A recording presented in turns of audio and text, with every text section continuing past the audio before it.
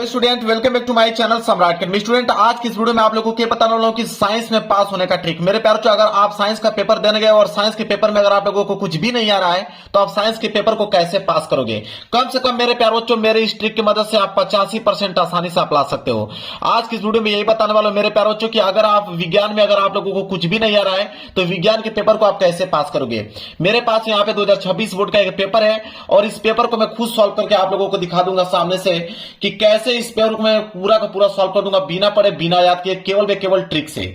मेरे प्यारे बच्चों, अगर हम बात करें साइंस में तो साइंस में दो टाइप के क्वेश्चन बनते हैं। एक आता है आप लोगों का ऑब्जेक्टिव प्रश्न और एक आता है आप लोगों का सब्जेक्टिव प्रश्न, और दोनों ही टाइप के क्वेश्चन का मैं आप लोगों को ट्रिक बताने वाला हूं। ऑब्जेक्टिव का तो एक ऐसा ट्रिक आप लोगों को बता दूंगा कि अगर 20 नंबर का अगर आप लोगों का ऑब्जेक्टिव है तो 20 में कम से कम मेरे प्यारे बच्चों आप 18 से लेकर 17 नंबर के बीच आप कर पाओगे। 18 से लेकर 17 नंबर बिल्कुल आप लोगों का केवल ट्रिक से सही हो जाएगा, इस बात की गारंटी लेता हूं। अगली साल भी वीडियो बनाया था मेरे प्यारे बच्चों, 2 मिलियन बच्चों ने प्यार दिया था साइंस में पास होने के ट्रिक से, और इस बार भी बना रहा हूं, कोई बच्चा फेल नहीं होगा इस बार साइंस में, इस बात की गारंटी लेता हूं। अगर ये 70 नंबर का पेपर है तो 70 में 70 बिल्कुल करने की क्षमता आप लोगों के अंदर बढ़ जाएगी। सबसे पहले आप लोगों को करना क्या है मेरे प्यारे बच्चों, कोई भी पेपर आप देने गए हो, अगर आप साइंस के पेपर देने गए हो, चाहे हिंदी का पेपर देने गए हो, चाहे किसी का भी पेपर देने गए हो, सब में समय सेम ही मिलता है। कितना? 3 घंटे 15 मिनट। 3 घंटे 15 मिनट सारे के सारे विषय में मिलता है। और मेरे प्यारे बच्चों, इंग्लिश में पास होने का ट्रिक, सामाजिक विज्ञान में पास होने का ट्रिक, गणित में पास होने का ट्रिक, ठीक है, हिंदी में पास होने का ट्रिक ऑलरेडी मैं वीडियो बना चुका हूं। आप जाके मेरे चैनल के प्लेलिस्ट में जाकर उस वीडियो को देख सकते हैं। और आज की इस वीडियो में आप लोगों को साइंस का ट्रिक बताने वाला हूं। 3 घंटे 15 मिनट के अंदर इस पेपर को सॉल्व करना होगा। सबसे पहला जो काम करना है वो निर्देश एक बार जरूर से जरूर आप लोग पढ़ लीजिएगा। निर्देश देख लीजिए क्या है। निर्देश पहला है, कह रहा है कि 15 मिनट परीक्षार्थियों को प्रश्न पत्र पढ़ने के लिए निर्धारित है। कहने का मतलब है, एक बात ध्यान में रखिएगा कि जब पेपर आप लोगों को मिले तो 15 मिनट एक बार अच्छे तरीके से सारे के सारे पेपर को आप लोगों को रीड कर लेना अच्छे तरीके से। पेपर को पढ़ने के बाद कह रहा है कि यह प्रश्न पत्र 2 खंडों में विभाजित है। एक तो खंड अ में, खंड ब में, 2 खंडों में पेपर विभाजित है।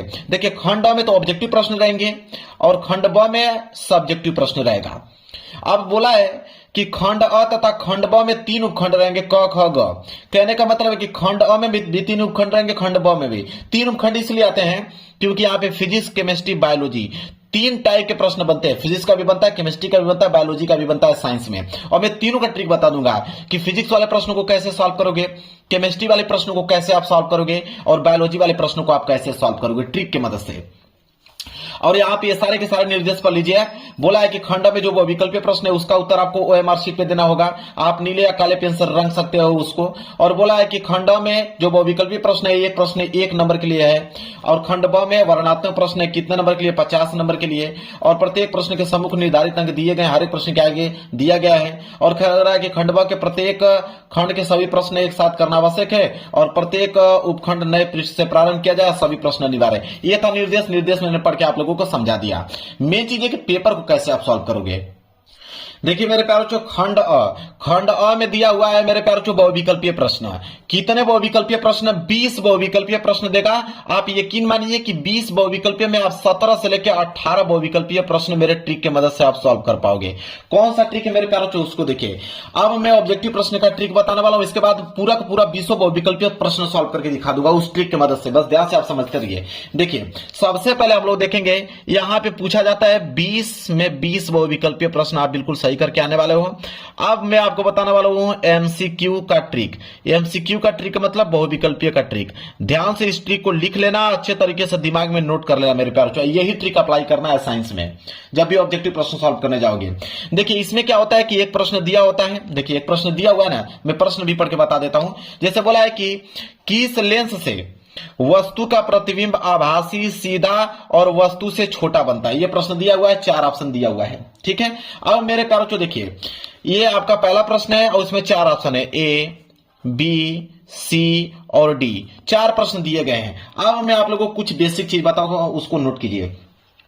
क्या नियम कहता है? पहला नियम यह कहता है, उसको नोट कीजिए, कि अगर चारों ऑप्शनों में से कोई ऑप्शन अगर आपको ये देखे कि इनमें से सभी, ध्यान समझिएगा, अगर चारों ऑप्शनों में से कोई एक ऑप्शन दिखे कि इनमें से सभी, तो आप 100% मेरे प्यार बच्चों आंख बंद करके भरोसा कर लेना कि यही वाला ऑप्शन सही है। इतना पेपर सॉल्व किया उन्होंने मेरे प्यार बच्चों, पूरा का पूरा अनुभव हो गया है कि कौन सा ऑप्शन सही होता है। समझ लीजिए कि इनमें से सभी अगर आ गया तो 100% दावे के साथ कह सकता हूं कि वही वाला ऑप्शन सही होगा। यह है पहला ट्रिक। दूसरा ट्रिक यह कहता है मेरे प्यार बच्चों कि अगर दे दे कि इनमें से कोई नहीं, ध्यान समझिएगा, यह सबसे ज्यादा इंपॉर्टेंट है, इनमें से कोई नहीं, ठीक है। अगर कोई चारों ऑप्शनों में से अगर आपको दिखे कि इनमें से कोई नहीं, तो आपको इस वाले ऑप्शन पे क्लिक करके नहीं आना है कि ये वाला सही होगा, नहीं मेरे प्यार बच्चों, आप ध्यान से देखिएगा। अब वहां पे ऑप्शन ए, ऑप्शन बी और ऑप्शन सी और ऑप्शन डी, ज्यादातर इनमें से कोई नहीं अगर ऑप्शन आएगा तो डी वाला ही ऑप्शन रहता है, उसमें लास्ट वाला ऑप्शन रहता है कि इनमें से कोई नहीं। तो इस वाले ऑप्शन पे क्लिक नहीं करना है, आपको सी वाले ऑप्शन पे क्लिक करना है। अगर चारों ऑप्शन में से कोई ऑप्शन दिखे इनमें से कोई नहीं, तो आप यकीन मान के चलिए कि उस ऑप्शन में सी वाला ऑप्शन जो होगा बिल्कुल करेक्ट आंसर होगा। इतना इंपॉर्टेंट मैं आप लोगों को ट्रिक बता रहा हूं, कोई नहीं बताएगा साइंस में मेरे प्यारे बच्चों। आप यकीन मानिए आप 95% मार्क्स जरूर से जरूर लाने वाले हो मेरे प्यारे बच्चों, इस ट्रिक की मदद से सिर्फ बता रहा हूं। इसके बाद तीसरा नियम समझिए, अगर कोई भी ऑप्शन अगर ये दे दे कि पहला व दूसरा दोनों विकल्प सही है, ये आता है ना कि पहला और दूसरा दोनों सही है, तो आप 100% यकीन मानिए कि यही वाला ऑप्शन सही होगा, पहला व दूसरा वाला, ठीक है। इस प्रकार के अगर आपके ऑप्शन बनते हैं तो। इसके बाद चौथा टाइप यह होता है कि अगर चारों के चारों ऑप्शन अलग आ जाए, ठीक है। तो इसमें देखिए ए बी सी डी अगर 4 ऑप्शन दिए गए हैं, उसमें से कुछ ऑप्शन आपको अगर विचित्र लगेगा, मतलब अलग दिखेगा, तो जो अलग दिखेगा वही ऑप्शन सही होगा। 4 ऑप्शन में से और कोई एक ऑप्शन अगर आपको अलग दिखे, समझ लीजिए कि वो आंसर सही होगा आप लोगों का। इस तरह के अब इस तरह के टाइप के प्रश्न बनना स्टार्ट हो गए मेरे प्यारे बच्चों। इसके बाद देखिए पांचवा है कि अगर चारों के चारों ऑप्शन अलग आ जाए, अगर इनमें से कोई ये वाला जो आप ट्रिक बताए ये नहीं आए, तब कौन सा ट्रिक लगाएंगे? तब लगाएंगे आप तुक्का वाला ट्रिक, और ये सबसे रामबाण है। तुक्का वाला ट्रिक ये कहता है मेरे प्यारे बच्चों, उसमें से ए और सी, मात्र 2 ही ऑप्शन पे आप लोगों को क्लिक करना है, ए और सी। या तो आप ए वाला पे क्लिक कीजिए या तो सी वाला कीजिए। 90% मेरे प्यारे बच्चों ऑप्शन ए और सी बन के आते हैं। मैं लाइव प्रूफ आप लोगों को दिखा दूंगा अभी। और एक बता देता हूं, कथन एवं निष्कर्ष वाले प्रश्न अब बनना स्टार्ट हो गए हैं। साइंस के पेपर में पहले नहीं आता था, लेकिन अब 2-3 साल से लगातार आ रहा है कथन और निष्कर्ष। कथन और निष्कर्ष वाले प्रश्न आ रहे हैं, तो कथन और निष्कर्ष में भी ए एवं सी वाला ऑप्शन ही सबसे ज्यादा सही हो रहा है। मैं ये वाला भी लाइव प्रूफ आप लोगों को दिखाने वाला हूं। यह है एमसीक्यू ट्रिक। इतना ट्रिक अगर आपने समझ गया तो समझिए कि आप 20 में 20 करके आने वाले हो। कैसे, अभी मैं लाइव प्रूफ आप लोगों को दिखा देता हूं। चलिए देखिए, प्रश्न था कि किस लेंस से वस्तु का प्रतिबिंब आभासी सीधा और वस्तु से छोटा बनता है। यह बात सबको मालूम है कि अवतल लेंस में, अवतल लेंस में क्या होता है कि वस्तु का प्रतिबिंब आभासी सीधा और वस्तु से छोटा बनता है। पहला वाला ऑप्शन बिल्कुल सही हो गया। देखिए ए वाला सही हो गया कि नहीं। दूसरा प्रश्न भी देख लो कि एक गोलीय दर्पण की वक्रता केंद्र तथा ध्रुव के बीच की दूरी 20 सेंटीमीटर है। मतलब वक्रता केंद्र और ध्रुव के बीच की दूरी को हम लोग आर कहते हैं, तो आर बराबर दिया हुआ है 20 सेंटीमीटर। अब बोला है कि दर्पण से ध्रुव से फोकस दूरी क्या होगी, मतलब एफ का वैल्यू, तो एफ बराबर क्या होता है r/2, आर का आधा कर दो तो 20 का आधा करोगे 10 सेंटीमीटर। मतलब देखिए सी वाला ऑप्शन जो है बिल्कुल राइट आंसर हो गया। तो ये उस पे ए वाला सही हो गया और इसमें सी वाला हो गया। और आगे देख लो, कोई दिक्कत नहीं है। तीसरा देख लो कि प्रकाश की किस घटना के कारण आकाश नीला दिखाई पड़ता है। सबको मालूम है प्रकीर्णन के कारण। देखिए सी वाला ऑप्शन जो है बिल्कुल राइट आंसर हो गया। चौथा देख लो क्या है, कह रहा है कि एक लेंस की क्षमता अगर 2 डायोप्टर है और इसकी फोकस दूरी सेंटीमीटर में कितनी होगी, तो मेरे प्यारों 50 सेंटीमीटर होगी, प्लस के 50। ये वाला ऑप्शन जो है बिल्कुल सही हो गया। ये वाला देख लो कि फ्यूज तार को निम्नलिखित घरेलू विद्युत वितरण के किस तार को श्रेणी क्रम में जोड़ा जाता है, जीवित तार को। सी वाला ऑप्शन जो है बिल्कुल राइट आंसर हो गया। अब मेरे प्यारों चोप यहां पे आप देख लो, 5 मैंने बताया, 5 के ही आप देख पा रहे हो यहां पे ए और सी सही हो रहा है। तो आप यकीन मान के चलिए मेरे प्यारों चोप कोई दिक्कत नहीं है। जो मैंने ऑब्जेक्टिव प्रश्न का ट्रिक बताया है उसको अगर अप्लाई आप करते हो 100%, आगे भी देखना चाहते हो कोई दिक्कत नहीं है। बहुत सारे बच्चे कहेंगे आगे देख लीजिए। मान लीजिए ये वाला है, कह रहा है कि यदि शक्ति कार्य तथा समय के मात्रा क्रमशः x1 x2 x3 से प्रदर्शित किया जाए तो निम्नलिखित में कौन सा संबंध सही है। तो इसमें से जो संबंध सही है मेरे प्यारे बच्चों वो है आपका बी वाला कि x1 × x3 = x2, ठीक है, यह वाला सही है। तो एकाध मैंने कहा ना कि कम से कम 20 में 3 प्रश्न अलग हो सकते हैं, लेकिन 17 से लेकर 18 क्वेश्चन सही कर दोगे। जैसे अगला प्रश्न देख लो, इसमें तो मान लीजिए 20 सही है। ये वाला देख लो, सातवां है कि एक चालक में अगर 10 एम्पीयर की धारा प्रवाहित होती है और इसके संगत 2 सेकंड में प्रवाहित होने वाले आवेश की मात्रा होगी। अब आपको मालूम है कि Q बराबर क्या होता है, IT। I का मान कितना दिया हुआ है 10 एम्पीयर और T का मान कितना दिया 2, 10 गुणे 2, 10 दूनी के 20 कूलम। मतलब देखिए सी वाला ऑप्शन जो है बिल्कुल राइट आंसर हो गया। तो इसका सी सही हो गया कि नहीं। आपको मैं विश्वास दिला रहा हूं मेरे प्यारे बच्चों कि ए और सी ही सबसे ज्यादा सही होते हैं। ए वाला भी देख लो, प्लास्टर ऑफ पेरिस का सूत्र क्या होता है, सबको मालूम है कि प्लास्टर ऑफ पेरिस का सूत्र होता है कि CaSO4 हाफ H2O होता है। ये वाला इसका सही हो गया कि नहीं। आप ये वाला देख लो, पीएच का मान अगर 8.5 वाला विलियन होता है तो अगर 7 से ज्यादा हो जाता है मेरे पास जो क्षारीय होता है, देखिए ये वाला सही हो गया। हो रहा है कि नहीं। ये वाला भी देख लो, ये वाला भी देख लो मेरे प्यार बच्चों, यहाँ पे यह है CH3 single bond CH, CHO का IUPAC नाम क्या होता है, ठीक है, यहाँ पे ऐसे है। तो इसका जो IUPAC नाम होता है मेरे प्यार बच्चों वो होता है 2 मेथिल प्रोपेनॉल, सी वाला। मतलब इतना मैं ज्यादा बता रहा हूं। अब देखो 10 प्रश्नों में से मात्र एक ही ऐसा प्रश्न था जिसका बी वाला सही हुआ, बाकी सबका ए और सी सही हो रहा है। मतलब इतना कॉन्फिडेंस आप लोगों के अंदर हो गया कि आप ए वाला सी पे ही क्लिक करके आना, आप लोगों का सही हो जाएगा। अब हम बात करते हैं सब्जेक्टिव वाले प्रश्न का ट्रिक लेकर। देखिए मेरे प्यारों चूक करना कि आप लोगों का, देखिए खंड ब, और खंड ब में दिया हुआ है मेरे प्यारों जो वर्णात्मक प्रश्न। वर्णात्मक प्रश्न को सॉल्व करने का एक ही ट्रिक है मेरे प्यारों चो, वह है आप लोगों का मेरे प्यारों चो कीवर्ड। अगर कुछ भी अगर आप लोगों को नहीं आ रहा है तो आप कीवर्ड को पकड़िए, कीवर्ड की सहायता से आप सारे के सारे प्रश्नों का जवाब दे पाओगे। जैसे मान लीजिए प्रश्न 21 है कि दृष्टि दोष किसे कहते हैं। PQR 3 व्यक्तियों में दृष्टि दोष के निवारण में प्रयुक्त लेंसों के नाम आप लोगों को लिखना है। अब मैं आपको बता देता हूं, कोई दिक्कत नहीं है। अब मेरे प्यारे बच्चों यहां पे बोला कि दृष्टि दोष किसे कहते हैं। अब आप इतना दिमाग आप लगा लीजिए, कीवर्ड क्या है, दृष्टि दोष। दृष्टि दोष का मतलब होता है आंखों का दोष। तो आप देख लेना दृष्टि दोष किसे कहते हैं, जब आंखों से नहीं दिखाई देगा, या तो आपको दूर की वस्तु नहीं दिखाई देगी या तो नजदीक की वस्तु नहीं दिखाई देगी, तभी तो आपकी आंखों में दृष्टि दोष होगा। बिल्कुल उन्हीं के बारे में लिख लेना कि दृष्टि दोष उसे कहते हैं जब हमारी आंखें कमजोर हो जाती है, दूर की वस्तु भी स्पष्ट नहीं दिखाई देती है, निकट की भी वस्तु स्पष्ट नहीं दिखाई देती है, उसे हम दृष्टि दोष बोलते हैं। बात खत्म। अब बोला कि PQR 3 व्यक्तियों में दृष्टि दोष के निवारण के प्रयुक्त लेंसों के नाम लिखिए। मतलब कह रहा है अगर इसमें किस लेंस का प्रयोग करना है, नहीं आ रहा है कोई दिक्कत नहीं है। आपको मालूम है 2 ही प्रकार के लेंस होते हैं, उत्तल लेंस एक अवतल। तो इसमें उत्तल लेंस लिख दीजिए, इसमें अवतल लेंस लिख दीजिए, फिर इसमें उत्तल लेंस लिख दीजिए। बात खत्म। बस आप लिखते चलिए, यकीन मानिए कि आपको नंबर मिलेगा। हर एक एग्जामिनर चाहता है कि हर कोई स्टूडेंट कुछ ना कुछ लिखा रहे, मतलब आंसर उसका दिया रहे। वो आंसर तभी आपको नहीं देगा जब तक आप पूरा का पूरा सादा पेज अगर छोड़ दोगे, तभी आप लोगों का आंसर नहीं देगा। और कुछ भी आप लिखे रहोगे तो आपके एग्जाम में कुछ ना कुछ नंबर देगा। हालांकि यहाँ पे आपने तो नाम भी लिखा है, अवतल लेंस, उत्तल लेंस, अवतल लेंस, हो गया। इसी प्रकार ये देख लो, अगर न्यूमेरिकल वाला प्रश्न आ जाए कि जल तथा कांच में जो प्रकाश की चाल है वो इतना मीटर प्रति सेकंड है, निम्नलिखित अपवर्तनांक गणना कीजिए। अब देखिए जल में प्रकाश की चाल इतना है, कांच में प्रकाश की चाल इतना है, आपको ऐसे लिख देना है। बोला है कि पानी के सापेक्ष कांच का अपवर्तनांक कितना होगा। अब मैं आपको बताता हूं, इसको ऊपर कर दीजिए, जैसे दिया ना 2.25 गुणे 10 पे पावर 8। अब यहां पे इसको नीचे कर दीजिए, ठीक है। नहीं आ रहा तो मैं आपको बता रहा हूं, इस तरह इसको काट दीजिए, भाग दीजिए, आंसर आ गया। और जब वायु के सापेक्ष कांच का अपवर्तनांक निकलना होगा तो इसको ऊपर कर दो, इसको नीचे कर दो। मैं समझाने का प्रयास क्या कर रहा हूं आप लोगों को कि आपको किसी न किसी प्रकार उसका आंसर आपको लिखना है मेरे प्यारों। जो आपको एग्जामिनर नंबर दे देगा, इस बात की गारंटी लेता हूं। आपको नहीं आ रहा आप गलत लिखो, कोई प्रश्न नहीं आ रहा दूसरे प्रश्नों का आंसर लिख दो, लेकिन आपको एग्जामिनर नंबर दे देगा, इस बात की गारंटी मैं लेता हूं। आप पास हो जाओगे, कम से कम 80 से लेकर 85 नंबर आपका आसानी से आ जाएगा।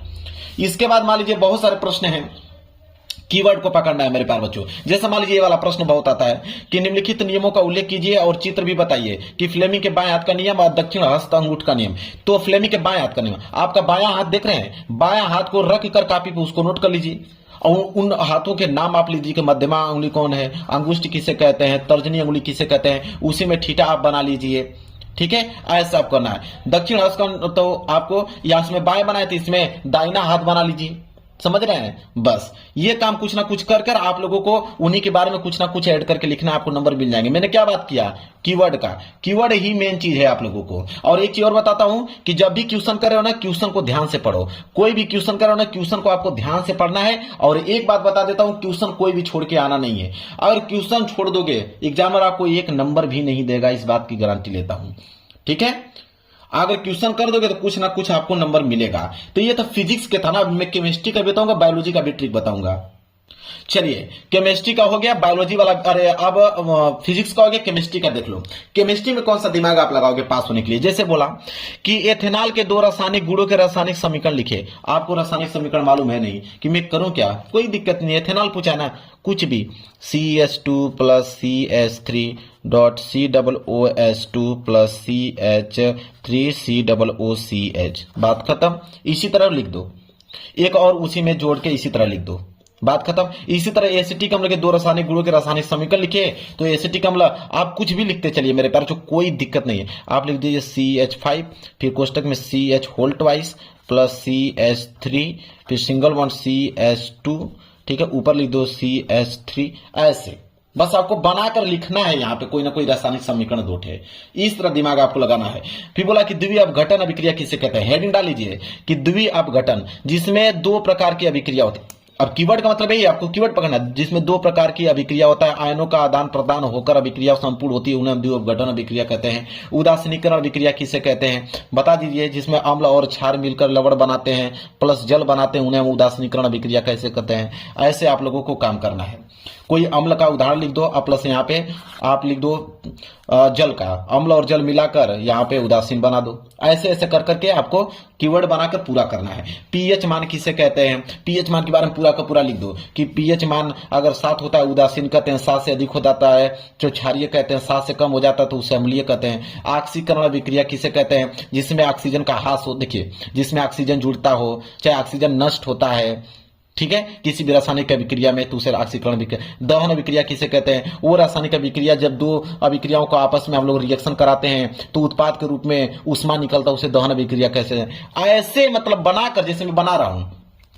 ब्लीचिंग पाउडर का जल शोधन उपयोग लिखिए, तो लिख दीजिए ब्लीचिंग पाउडर का जल शोधन में उपयोग क्या होता है कि ब्लीचिंग पाउडर को हम लोग कपड़े धोने के लिए करते हैं, कुछ ऐसी सामग्री जो नहीं छूटता है उसको छुड़वाने के लिए काम करते हैं, ठीक है। ऐसे ऐसे फैक्ट्रियों में ब्लीचिंग पाउडर का प्रयोग करते हैं। प्लास्टर ऑफ पेरिस में जिप्सम प्राप्त करने का रासायनिक समीकरण लिखिए, तो प्लास्टर ऑफ पेरिस का सूत्र नहीं मालूम है, कोई दिक्कत नहीं है, यहाँ पे लिख दीजिए CH2 हाफ CH2 प्लस यहाँ पे आप लिख दीजिए कि SO4 और Al2, ऐसे लिखकर कोई ना कोई यहाँ पे रासायनिक समीकरण बनाइए। कहने का मतलब कुछ ना कुछ आप लिखिए। अगर आपको नहीं आता ये काम करेंगे। संक्षारण किसे कहते हैं? संक्षारण में जानते हैं जिसमें वस्तुओं का क्षरण होता है, ठीक है, जब कोई वस्तु, ठीक है, वायु की उपस्थिति में आ जाता है, ठीक है, तो वायु की जो नमी कण होते हैं उसको क्षरण करने में योगदान प्रदान करते हैं, ठीक है, और वस्तु को क्षरण कर देते हैं, जैसे लोहे पर जंग लगना। ऐसे ऐसे मतलब जो कीवर्ड आपको दिमाग में कुछ ना कुछ अपने तरीके से बनाकर आपको लिखना है। अब हम बात करें बायोलॉजी वाला पार्ट, देख लीजिए। जैसे बायोलॉजी पूछा है कि ओजोन क्या है, यह किसी परितंत्रों को किस प्रकार प्रभावित करता है? ओजोन परत आप जानते हैं, ओजोन क्या है? ओजोन वो परत होती है जो सुरक्षा कवच प्रदान करती है, हमारे वायुमंडल से आने वाली हानिकारक प्रकाश किरणों को, यूवी किरणों को रोकती है। अगर वो नहीं रहेगी तो हमारे शरीर पे उसका बहुत बुरा प्रभाव पड़ेगा। जो यूवी किरण आती है उससे कैंसर हो सकता है, हमारी त्वचा खराब हो सकती है। इसी तरह बनाकर उसके बारे में आप लोगों को लिखना है। खाद्य श्रृंखला किसे कहते हैं? खाद्य जाल किसे कहते हैं? तो खाद्य के बारे में आप जानते हैं, उसके बारे में लिखना प्रारंभ कीजिए। खाद्य जाल किसे कहते हैं? उसके बारे में लिखना प्रारंभ कीजिए। कायिक प्रवर्धन किसे कहते हैं? मुकुलन किसे कहते हैं? ठीक है, इस तरह आपको कीवर्ड बना बना के मुकुलन के बारे में आप लिखना प्रारंभ कीजिए कुछ ना कुछ। मानव मस्तिष्क की संरचना बताइए, तो मानव मस्तिष्क का संरचना बताइए, क्रिया विधि कि मानव मस्तिष्क हमारा काम कैसे करता है, उसके कितने भाग होते हैं, ठीक है, उस तरह आप लोगों को बनाकर लिखना है। पारितंत्र में ऊर्जा प्रवाह का सचित्र वर्णन कीजिए, कोई भी सचित्र वर्णन कर दीजिए मेरे पास। कोई भी फिगर नहीं आ रहा है, दूसरे का फिगर बना दीजिए, ठीक है। बस एग्जामिनर को ये चाहिए कि कॉपी आपने भरा है कि नहीं, अच्छे से लिखा है कि नहीं, कुछ ना कुछ, भले ही गलत आपने आंसर लिखा है। और एक चीज बता देता हूं, सब्जेक्टिव में इतना याद कर लीजिए, जब भी सब्जेक्टिव प्रश्न कर रहे हैं किन बातों पर ध्यान रखना है। हैंड राइटिंग सबसे ज्यादा इंपॉर्टेंट रहेगी मेरे प्यारों। जो हैंड राइटिंग, अगर जितना हैंड राइटिंग आपकी अच्छी रहेगी, 70% स्कोर हैंड राइटिंग से बनता है। इसके बाद दूसरा इंपॉर्टेंट होता है हेडिंग, कि आपने किसी भी क्वेश्चन की हेडिंग डाला है कि नहीं, ठीक है। जो भी प्रश्न करे उसका प्रश्न उत्तर संख्या जरूर से जरूर डालो। इसके बाद एक कोई भी क्वेश्चन नहीं छोड़ना है, सारे के सारे क्वेश्चन का जवाब देना है। और फिर है ज्यादा से ज्यादा पेज भरो, ज्यादा से ज्यादा पेज भरो मेरे प्यारे बच्चों, जितना हो सके उतना बढ़ा कर लिखो मेरे प्यारे बच्चों। स्टेप मार्किंग पर नंबर मिलता है, जितना स्टेप आप बढ़ा बढ़ा कर लिखे रहोगे उतना नंबर अत्यधिक मिलने का चांस है। इतना पॉइंट अगर आपके दिमाग में है तब समझिए मेरे प्यारे बच्चों कि आपको साइंस में कोई भी फेल नहीं कर सकता है और आप आसानी से आप मेरे प्यारे बच्चों 85 नंबर ला देंगे। उधर 17 नंबर तो आपको ऑब्जेक्टिव से क्लियर हो गया, इधर 50 में अगर आपको 40 नंबर भी मिल जाता है तो 40 और 17 कितना हो गया 57, 30 नंबर स्कूल से मिल गया। लो भाई 87 नंबर मिल गया, 87 नंबर मिल गया। इस तरह आप साइंस में पा सकते हो। वीडियो पसंद है तो लाइक कर देना, चैनल पर नए हो तो चैनल को जरूर सब्सक्राइब कर लेना। मिलेंगे एक प्यारे से नेक्स्ट वीडियो में, तब तक के लिए धन्यवाद।